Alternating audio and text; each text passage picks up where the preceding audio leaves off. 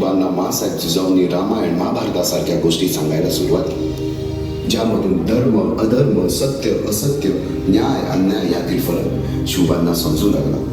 तसेच शस्त्रास्त्र व शास्त्र या शिक्षणासाठी शहाजी राजांनी अनेक कर्तबगार माणसे नेमली, जसे की दादोजी कोंडदेव, बाळकृष्ण पंत, रघुनाथ पंत, शामराज पंत अशा अनेक कर्तबगार माणसांच्या नेतृत्वाखाली महाराज बालवयापासूनच घडू लागले.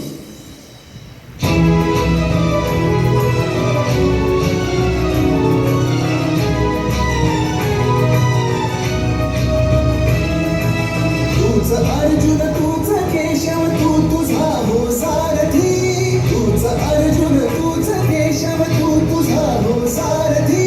करुणी मार गनिमावर दे भूमीस आहुती, करुणी मार गनिमावर दे भूमीस आहुती. तूच अर्जुन तूच केशव तू तुझा हो सारथी, करुणी मार गनिमावर दे भूमीस आहुती. श्रावण मावळे घडवावे लागतात.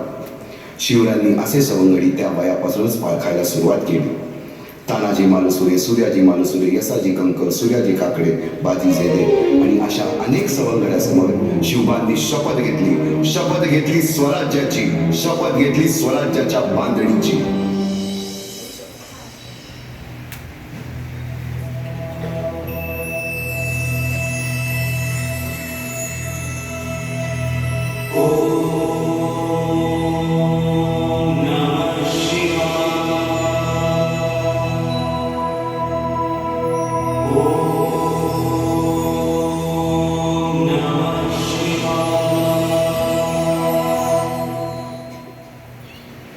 आम्ही मराठे यवनांची पीडा नष्ट करण्यासाठी हिंदवी स्वराज्य स्थापन करीत आहोत.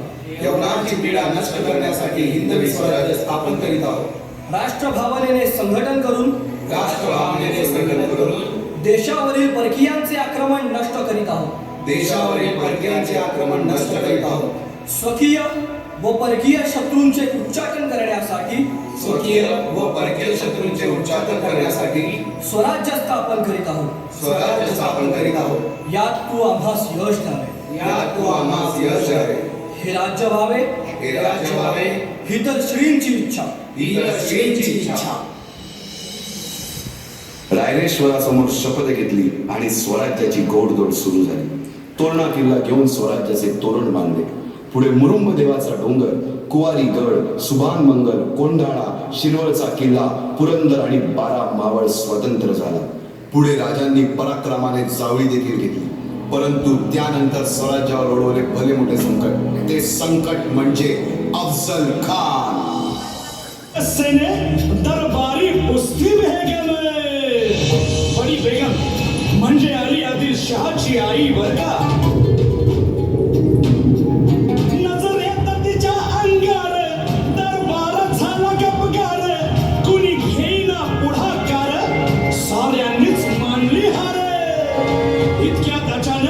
एक सरदार उठला, बोलला हम लाएंगे शिवाजी को.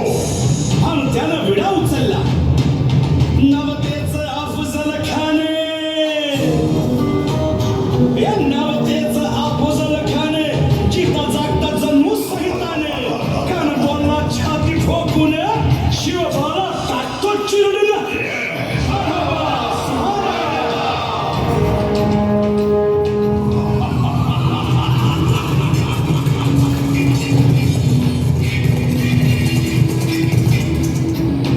शिवबाचं काही खरं नाही. इकडं निजाम, तिकडं मोगल, पलीकडं इंग्रज. जो तो हेच बोलू लागला. महाराज आपला जीव मोलाचा आहे. खानाचं सैन्य अफाट आहे. त्याच्यासमोर आपला टिकाव लागणं अवघड आहे. काही दिवसांसाठी आपण कुठेतरी अज्ञातस्थळी निघून जा. काय म्हणाल रायबा? मासाहेब, आम्हाला आमच्या जीवाची पर्वा नाही. राजांचा जीव वाचणं गरजेचं आहे.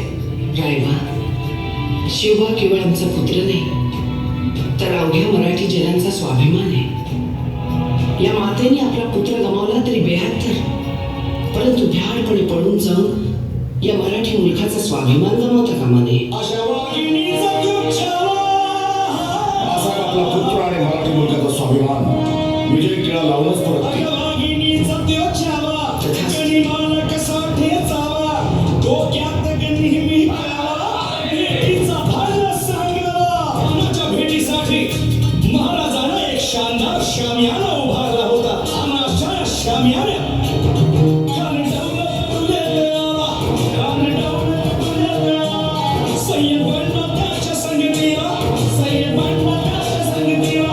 शिवबाच्या संगती राजाला पाहून खान म्हणतो कसा आओ शिवाजी आओ हमारे गले लग जाओ खानानं राजाला आलिंगन दिलं आणि दगा केला कानाभिमान मान्या कटारीचा वार त्यानं केला छरछर वाजे झाला चिलखत होतंय अंगाला खानाचा वार फुका गेला खान येडपडला इतक्यात महाराजाला पोटामध्ये पिचवा ठेकेला वाघेनं खाचा मारा केला पोटाला टाळा गेला खानाचा कोटा भाई रे आला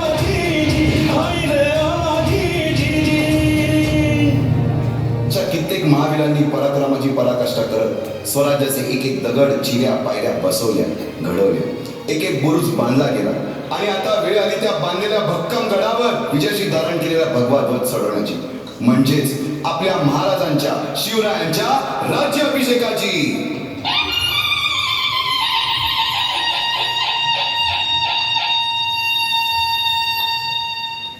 साहेब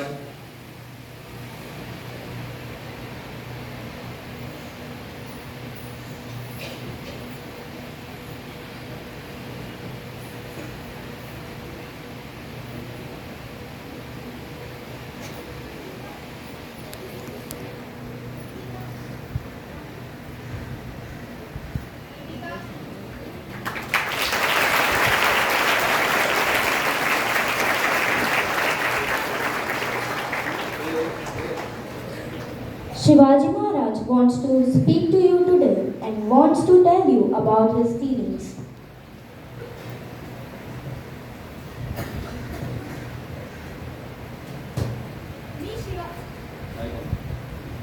मी शिवाजी भोसले तुमचा शिवबा पुढे ज्याला तुम्ही छत्रपती शिवाजी महाराज म्हणून ओळखता. माझा जन्म 19 फेब्रुवारी 1630 रोजी शिवनेरी किल्ल्यावर झाला.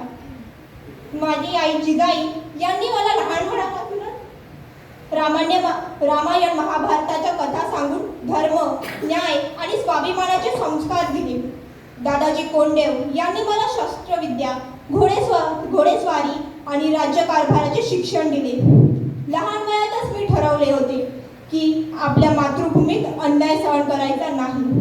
म्हणूनच मी स्वराज्य स्थापनेचे निर्धार केले. तोरणा किल्ला जिंकून स्वराज्याची सुरुवात केली आणि हळूहळू अनेक किल्ले आपल्या ताब्यात घेतले. मी नेहमी प्रजेला माझे कुटुंब मानले, स्त्रियांचा सन्मान राखला, शत्रूवर विजय मिळवताना देखील मानवतेचे भान ठेवले. अफजल खानाशी झालेल्या भेटीत धैर्य आणि चातुर्य दाखवले. समुद्रावर सुद्धा आपली सत्ता प्रस्थापित करण्यासाठी आरमार उभारले. माझे स्वप्न होते हिंदवी स्वराज्य, म्हणजे प्रजेच्या हितासाठी चालणारे राज्य. 1674 साली माझा रायगडावर राज्याभिषेक झाला आणि मी छत्रपती झालो. पण माझ्यासाठी सर्वात मोठा सन्मान होता तो प्रजेचा विश्वास.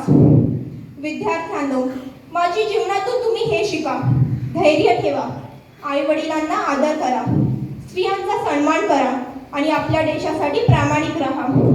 मोठे स्वप्न पहा आणि ती पूर्ण करण्यासाठी कठोर परिश्रम करा. जय